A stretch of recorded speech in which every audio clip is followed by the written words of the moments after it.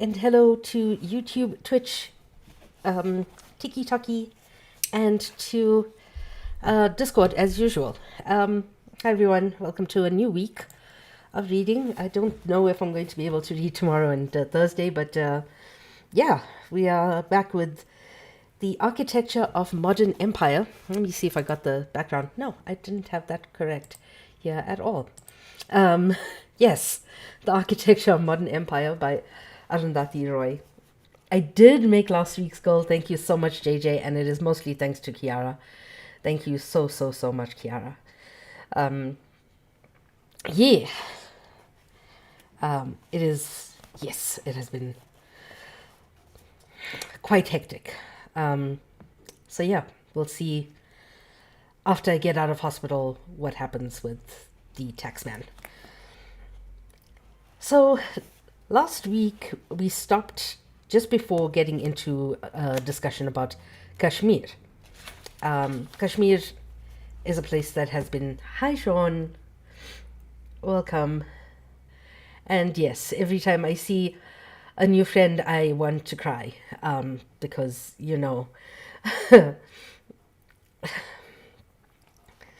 yeah, I miss all of you guys. Um, whew. Okay, yeah, talking about, well, they were talking about the Communist Party and landowners and Nandagram and all of these organizations that were kind of working against the BJP, but also how communism in India has been bastardized. So we get on to talking about Kashmir. Now, Kashmir is an area. Okay, thank you. Love you. Good night. Kashmir is a disputed area, and during partition, when the British were driven from India, when India won its independence, the British partitioned India, Pakistan, and, well, the entire territory that once was India. And Kashmir became a destabilized and contested region, wanted by both Pakistan and India.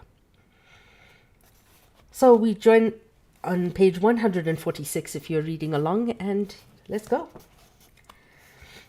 Kashmir is an area of conflict, but is largely unreported, particularly in the US.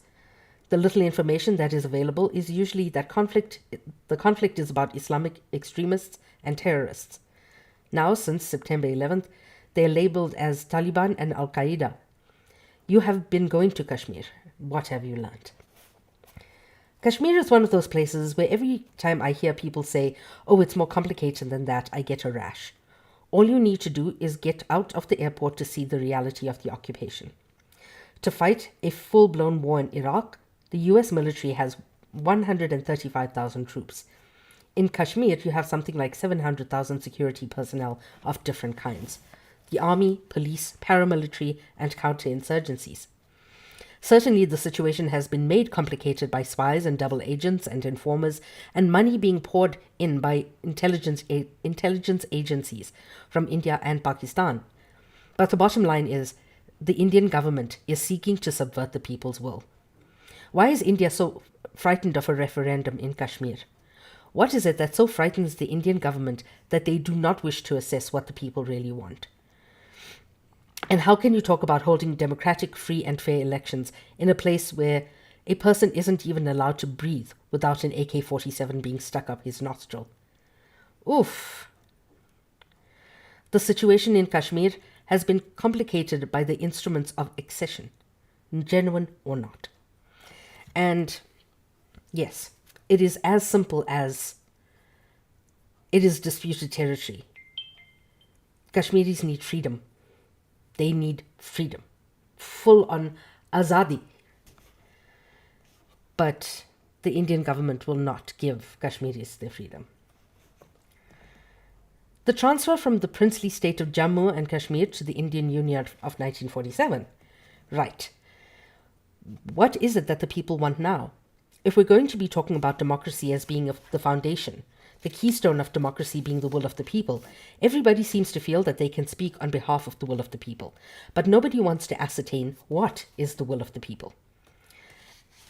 And why I find that particularly interesting is because independence was so hard fought by India against the British that it was a fledgling democracy in that finally India could rule itself. The people will govern, and that is something that was said in South Africa as well. The people shall govern. But it's not the people, it's the corporations. It's the people who are lining their pockets. So she goes on. I don't think we're going to have an idealistic solution to the problem of Kashmir. India is never going to give up anything. Right now, it's stronger than it ever was. So how that battle is joined still remains to be seen. But it's clear that after having almost lost a whole generation of young people, the Kashmiris are nowhere close to saying we give up. Of course, there is an elite that has been co-opted and made to feel like its stakes in peace are huge, but I think India is as far away from a solution to Kashmir as the US is from a solution to Iraq or Afghanistan. The Jammu Kashmir Coalition of Civil Society has published numerous reports about human rights violations, disappearances, torture, molestation, and rapes of women, and extrajudicial executions. What kind of attention has this attracted in civil society in the rest of India? Almost none. Because the whole rhetoric of Muslim terrorism is deep. You see trucks going past that say, "Doodh mango to kheer denge, Kashmir mango to cheer denge." It means ask for milk and we'll give you cream. Meaning, ask for Kashmir and we'll disembowel you. Every part of the state machinery, including the press, fully believes the propaganda. At least Kashmiris have hope, even if it's never realized, of freedom inside them. At least they have the dignity that they are doing battle. Kashmir is in some ways an old world classical battle for freedom, like Algeria. But what do you do for the people in Chhattisgarh or Muslims in Gujarat? Where are they going to go? I experienced one of the most beautiful moments of my life recently in Kerala.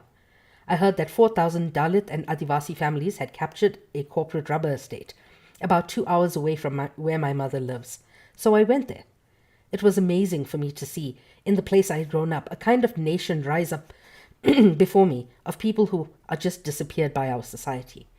It was the opposite of Nandigram, where the corporates are grabbing people's land. Here the people are grabbing corporate land.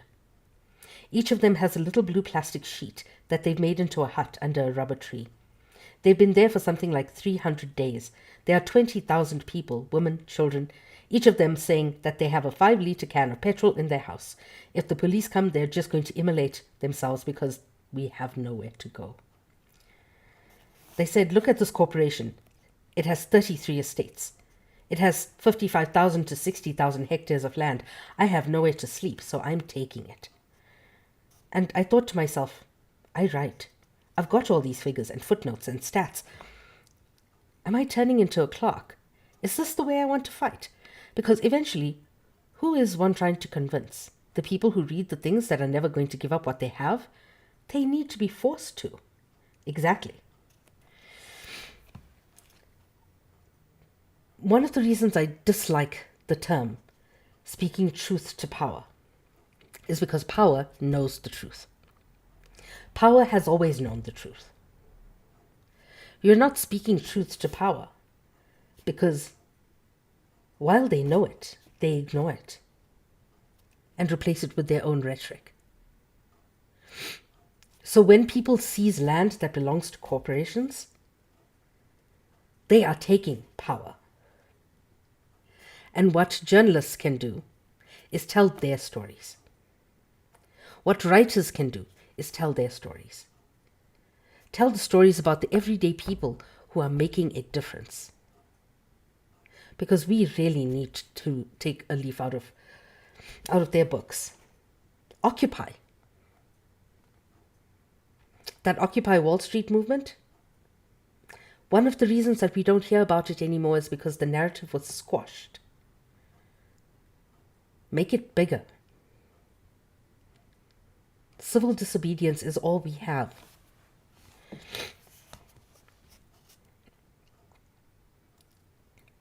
That is the battle that's coming here. The government is spawning these private militias. In Chhattisgarh, you have the Salwa Judum. In Gujarat, you have the Bajrang Dal. In West Bengal, you have the CPIM, Cadre Police. In Odisha, the corporates have their own thugs. And never mind that they're not even talking about what's happening in the northeast of India, an ongoing situation since 1947, which is far worse than Kashmir. For myself, I think it's important for us to continue to question ourselves and what we do, what is our role. Today in India, it's easy for everybody to keep saying the Maoists are terrible, the government is terrible, and all violence is bad. One is the other side of the coin from the other, these platitudes. Unless I am prepared to take up arms, I am not in a position to tell others to take up arms. Unless I'm in a position where I'm at the other end of this battering ram, I'm not going to sit around saying, let's go on a hunger strike. Let's go and sing songs outside the Ministry of Water Resources. I'm through with all of it. I'm never going to preach nonviolence.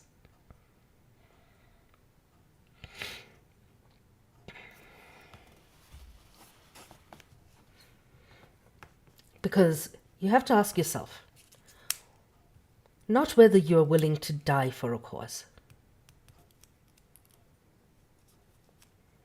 To quote Lin-Manuel Miranda, and I know the politics behind it, dying is easy, living is harder. And I always go back to something that I wrote about my parents. I wrote this about my parents about 4 years ago.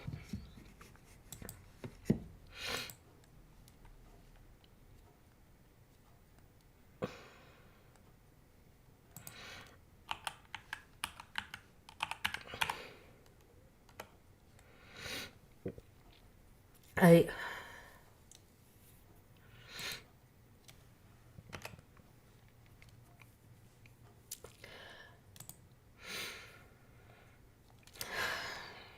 wrote it because I really felt something.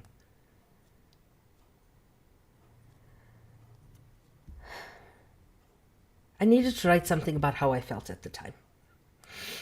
So I said, I often think about how I will explain freedom to my nephews as they grow up, the concept and reality of it, the cost of freedom that many people have paid through sacrifice and death.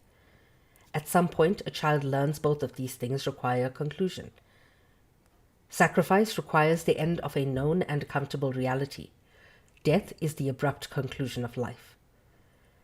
Speaking to them about the sacrifices my parents made and the death of the people who laid down their lives often willingly to see their generation be free. It's hard.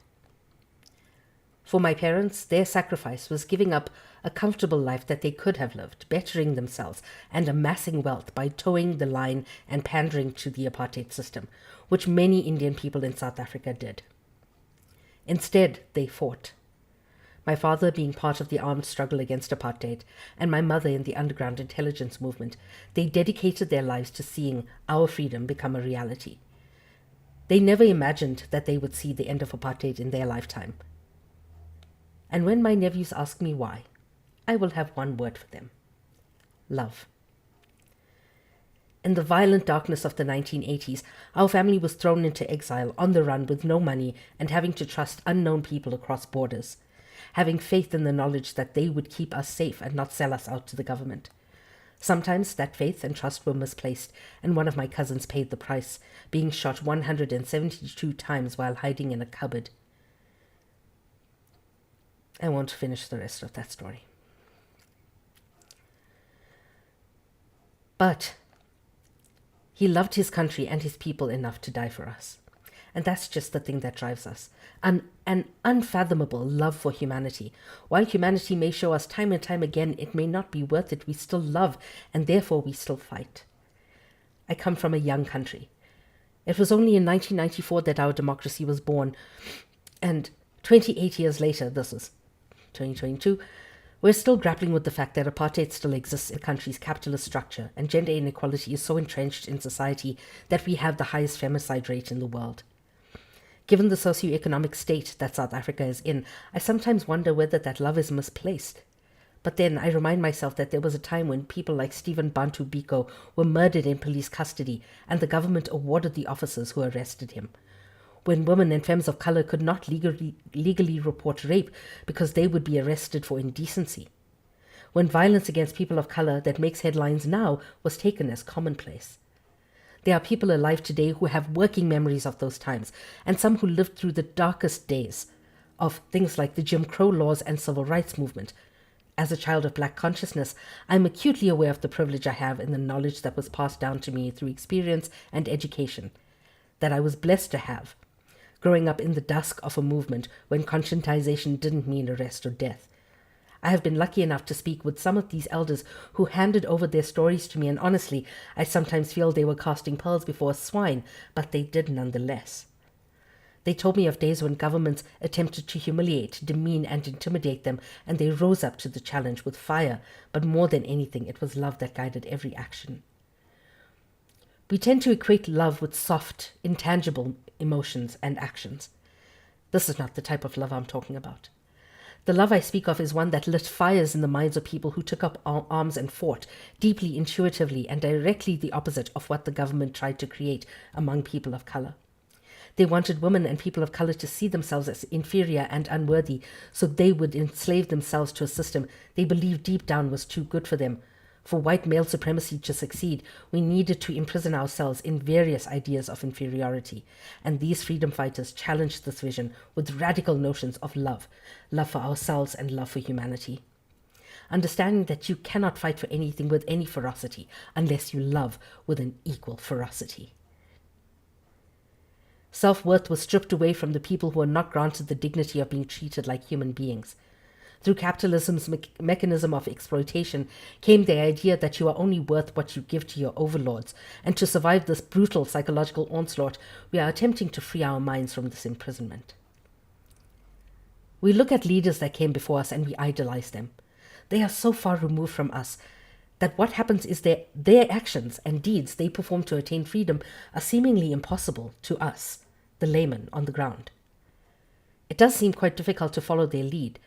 We may not have all the access to what they did, like the platforms that they were granted, but I can tell you Nelson Mandela was just a man who had failings, and he had failings. But he had the courage of conviction and the will to see right from wrong and do what was necessary to see the wrong made right. These leaders did this by making lasting human connections in communities where they had no previous relationships. They distinguished themselves by speaking love to hate. The US today is split ideologically by gender, race, disability, class, sexual orientation, mostly economically. Racial inequality still thrives, and the psychological tools that were once used under colonialism and apartheid are still leveled against people like warfare, threatening emancipation. Biko once said that the most potent weapon in the hands of the oppressor is the mind of the oppressed, and this is part of what is holding the US back from being the country it claims to be. People have uncritically accepted the way things are, while simultaneously hating the system they don't fully understand. Education, healthcare, economic and social systems are broken and do not work for the people, but they work exactly as designed. They work for the people at the top. I think we all understand this. We know that we cannot reform the system, and while it's tempting to burn it all to the ground, this love that drives us, this love that we have for our fellow human beings, makes us want to build a society that is sustainable, actively anti-racist, anti-sexist, pro-diversity, pro-choice, and economically equal. We can learn from mistakes of the past, but we can also learn from how revolutions were fought and won in other places. We need to look to the places that were built in the spirit of revolution and temper that fight with every ounce of compassion and empathy you can find within yourselves, because, in the words of one of your own in the US, darkness cannot drive out darkness. Only light can do that. Hate cannot drive out hate. Only love can do that. We do not have to hate our oppressors, but we have to show them who's boss. Remember, they need us more than we need them. So I will never preach nonviolence. I will always tell people, fight with love for your people behind it. And that's the problem I find with a lot of Americans. They love America, but not Americans.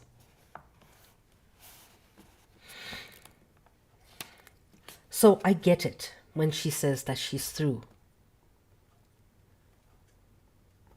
Because the previous interview, she was advocating for nonviolent resolutions. Here, she's done. And this is 4 years later.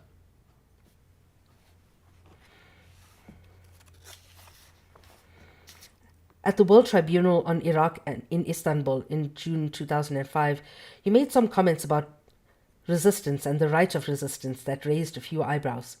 Have your views changed since then? My views have not changed since then. Maybe they've evolved. I think that's very important for us to understand that people are being decimated every day. I was one of the people who said that globalization of dissent was the way to fight the globalization of the corporate capital, but that was in the era of a World Social Forum, and things have changed. The World Social Forum has been taken over, and what happened is a kind of corporatization of dissent. And the globalization of dissent ends up creating hierarchies where you pick and choose your genocide or pick and choose the worst thing that's happening. What's happening in Nandigram is worse than what happened in the Congo. Of course it's not. Everything gets slotted into some schema and people get disempowered locally. Everyone is looking for recommendations from the superstars of resistance. Even someone like me, I'm always being asked to say something about things I don't know enough about. I feel that it's important not to disempower people who are fighting and not tell them how to fight. I am not going to tell Palestinians how they should or should not fight against their oppression. Neither am I going to tell the Congolese or the Sudani people. I am not going to tell anybody how to fight for their own freedom. What I'm going to tell them is, I am here to support you. Tell me how. These are the resources I have.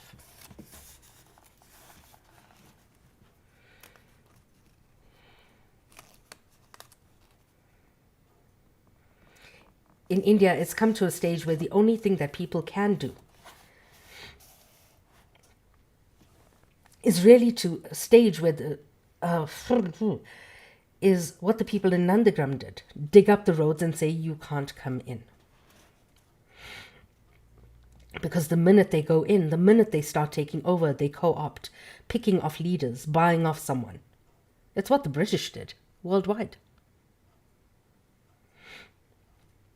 There's a certain amount of brutality now that even resistance has to have because the co-optation is amazing. The NGOization of dissent is amazing. They turn it into an NGO, they turn it into a social structure, co-opting the language of resistance and say, see, we're doing enough. And that is exactly what Angela Davis was talking about in Abolition Feminism Now, the co-optation of the language of resistance, so that the people will quieten down. We will not quieten down until the corporations are taken apart and are run by the people.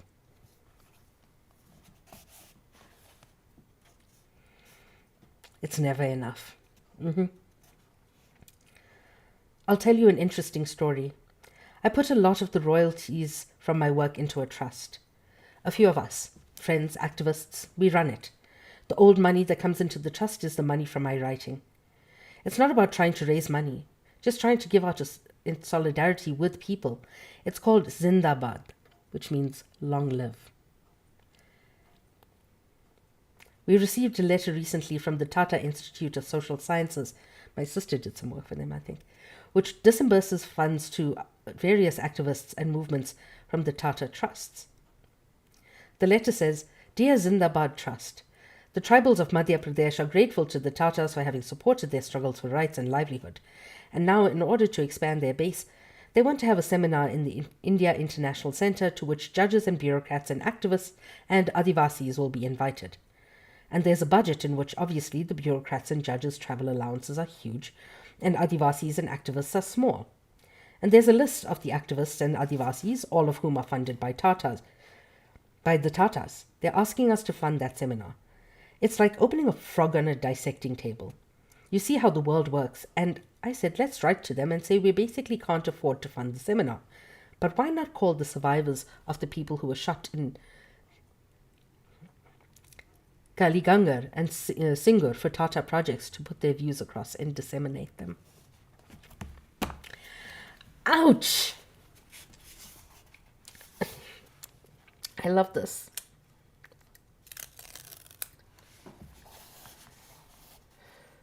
Kaliganagar. That's it. In the past couple of years, India has an expanding military relationship with the US and Israel. Ooh, okay, before we get into that. Okay.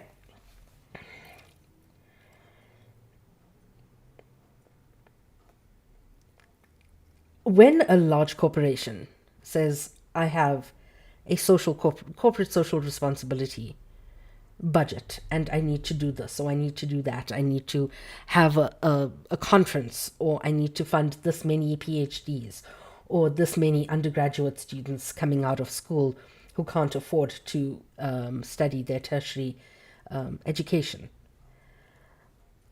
They have a checklist. They need to fund X amount of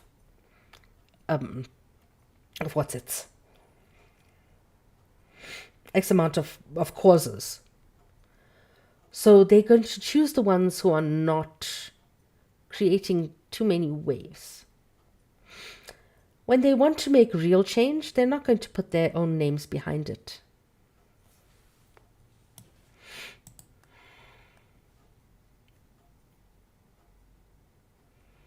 Hey, Justin, I love you.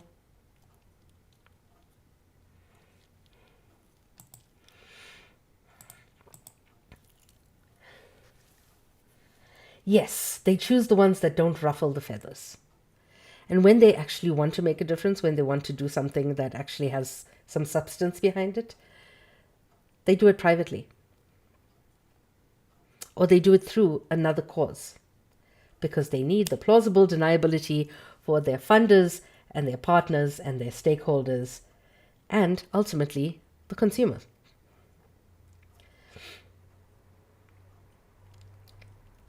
Because they absolutely 100% know that they need us more than we need them. And I'm going to take a bit of a cancer break. So I will be back, YouTube and Twitch.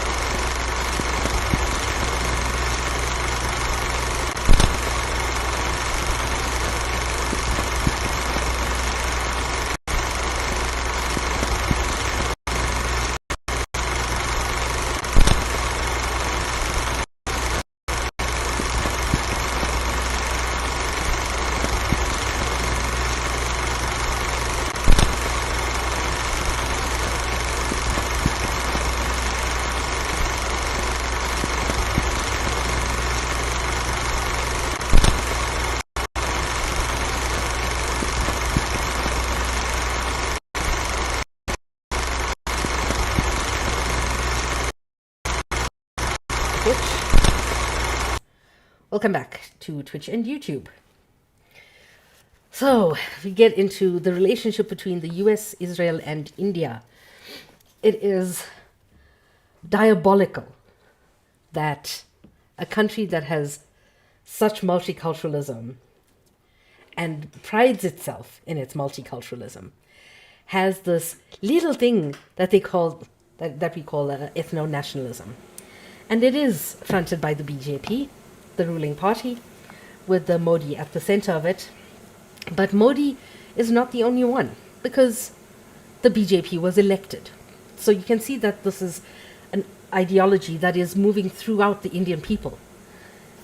And India is not only Hindu, but Hindu nationalism is completely tearing the country apart, because it is anti-Muslim, it is anti-Sikh, it is anti-Christian, it is even anti-atheist. And especially communist atheists are being targeted as well.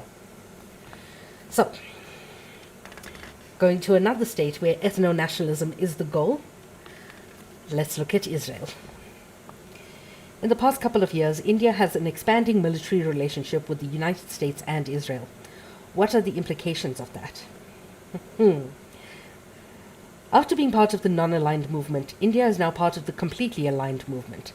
The government of India never tires of saying that Israel and the US are its natural allies, despite being part of BRICS, by the way. So the nuclear deal, joint military exercises, the US-India knowledge exchange are all ways of tying itself intrinsically to America by people who have no idea about the history of America's non-white allies. Ooh, thank you. Before the coup in Chile, the Americans had a whole posse of young Chilean students taken to the University of Chicago to study under Milton Friedman and learn free market economics orthodoxy. In India, they don't even have to trouble themselves to do this. The Indian elite are just wagging their tails and lining up. The most successful secessionist movement in India has been the secession of India's elite into this transnational class. How are you doing?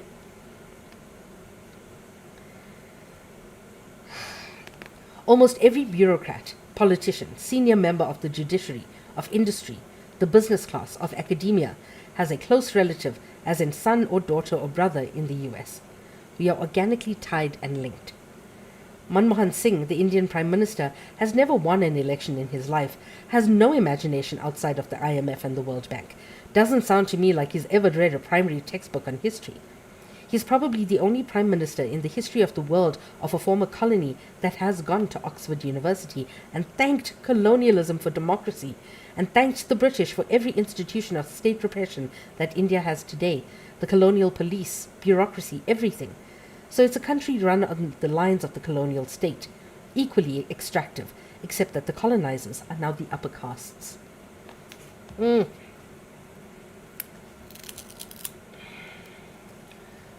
Bootlickers, all of them.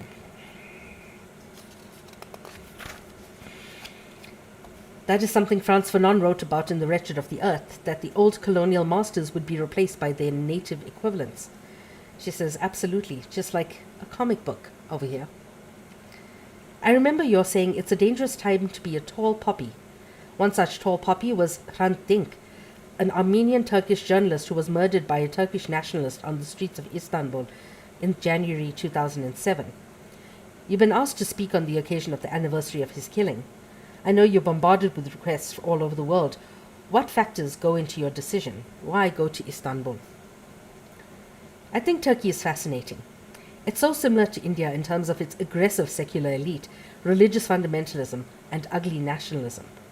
I think it's far less subtle in some ways. It needs to take some lessons from the Brahmins. How do you survive as a writer in a society like this? This topic fascinates me.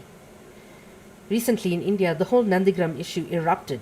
One of those clever things that the CPIM did was to conjure up a protest against Talisma Nasrin, whose book, Dwik Hondito, has been published 4 years before. It was on the bestseller list, but no one had anything to say about it at the time. The Bangladeshi novelist. She was sort of thrown out of Bangladesh and moved to Kolkata.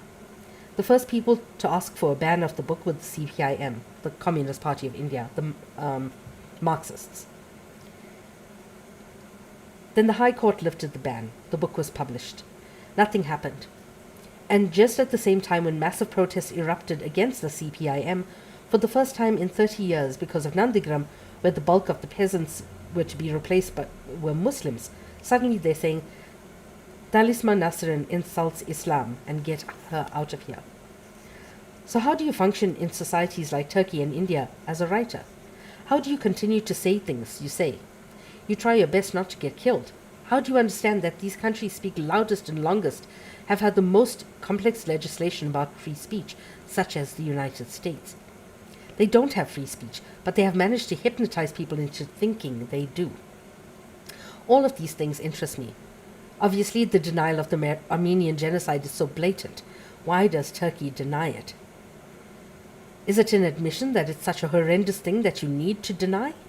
Is denial the best form of acceptance? That you can't bear to think that there was such a thing in your past? Maybe it has some analogy with the Indian government's stand vis-a-vis Kashmir. I don't think it's an analogy because the government is proud of what it does in Kashmir. I don't think we've come to a stage where the government feels bad about it. Oh, the Indian government doesn't feel bad about Kashmir. The Indian government is proudly doing what it does in Kashmir. My parents went to Kashmir in 2003. And they were enamored with the place. It's beautiful, like physically beautiful. Like the wilderness is stunning. And there was a temple on top of a mount. And they saw Sikh people going in at one part of the day, Muslim people going in at another, and Hindu people going to pray at another part of the day. And they were like, but everybody's going, thanks, Mas. Everybody's going to the same building to pray. What's that about? And one of the people who were at this barge that they were staying at said, it's a building. It's just a building where people gather. What it means is up to the people who enter it. And this is Kashmir. Yes. Even Christians were going to pray there. It's just a building. The only difference is that when the Hindus are praying, they put up little statuettes of the deities they're praying to. And then they take them down. And the next group of people goes to pray. And this is what India is trying to destroy. Just like the Portuguese went into Goa, they went into the whole west coast and used temple carvings carved into mountains thousands of years ago, and used those statues of Shiva, Brahma, Vishnu as target practice.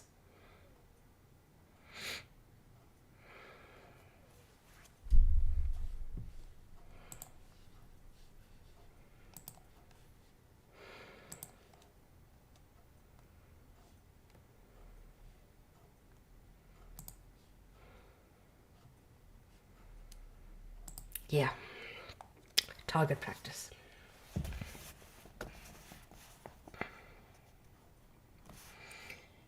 In terms of denying history and denying self-determination, I mean, the government is not denying its cruelties in Kashmir. The press doesn't report much and doesn't know much, but we're proudly parading how we're dealing with terrorists, even among people in India. There's a proud owning up to their killing in Gujarat. This is what these Muslims deserved, they said. So it's interesting, the psyche of these things. When you deny something, inherently that denial is the acceptance that it's a terrible thing, which is why you're denying it. But in Gujarat, that's not thought of as a terrible thing right now. It's thought of as great. And when you look at Israel, they don't deny what they do to Palestinians. They talk about it proudly. Why do they talk about it so proudly? because they think it's the right thing that they're doing.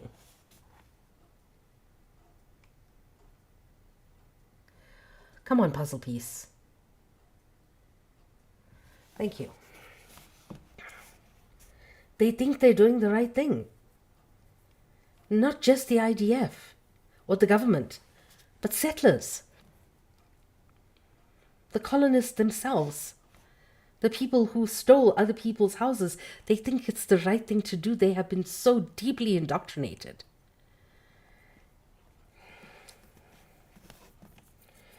You continue writing your political essays. What about fiction? Have you returned? I'm trying to. As I said, I don't really want to continue to do the same thing all the time, and I feel like a bit of a prisoner on the footnotes department right now. One is constantly being co-opted. I could be forever on mainstream TV in India debating people and putting across my point of view, but eventually you're just adding to the noise. That's part of the racket here right now. This wonderful, messy, noisy, argumentative, cutesy stuff that's going on. I'm not denying the fact that we need an incisive nonfiction, but personally, as a writer, I feel that much of my writing has been for myself, to understand something. And now if I were to write, it would be a reiteration of my understanding. I want to do something with that understanding rather than just collating it. For me, fiction is that place. I want to surprise myself. I want to see what comes out without knowing in advance. And what was that comment you made about fiction and truth? That fiction is the truest thing there ever was. That is beautiful. And that is a beautiful way to actually end the reading, because that is the end of the chapter. And I swear, like, every time I see another one of my friends coming into the chat, I want to cry. Again. Fiction is the truest thing there ever was. And next week we will get on to chapter 8. I will decide how I feel tomorrow as to whether I continue reading for the week while I'm in the hospital.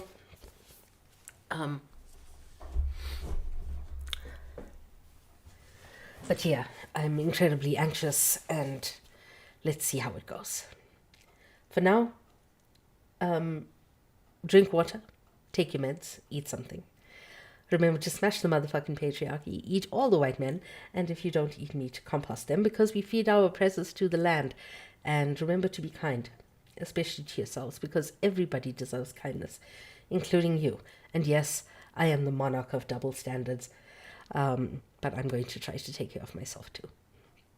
And I shall see you hopefully tomorrow. I do these readings for free, so if you can hit up that goal, that would be really, really greatly appreciated. This is the income that I have.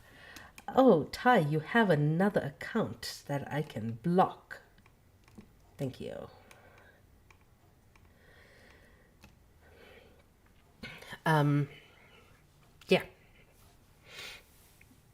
And I shall see you all on the TikTok streets. I'm gonna try to go back into Discord in a few minutes and finish grading papers. I have one batch more before I go in tomorrow, and maybe I shall see you there. And if I see you, I will probably cry again. So, yeah. Maybe come and join me. The link to the Discord is in my link tree, and so are my pay links if you want to show me some support. Be good, everyone. And bye to Twitch and YouTube.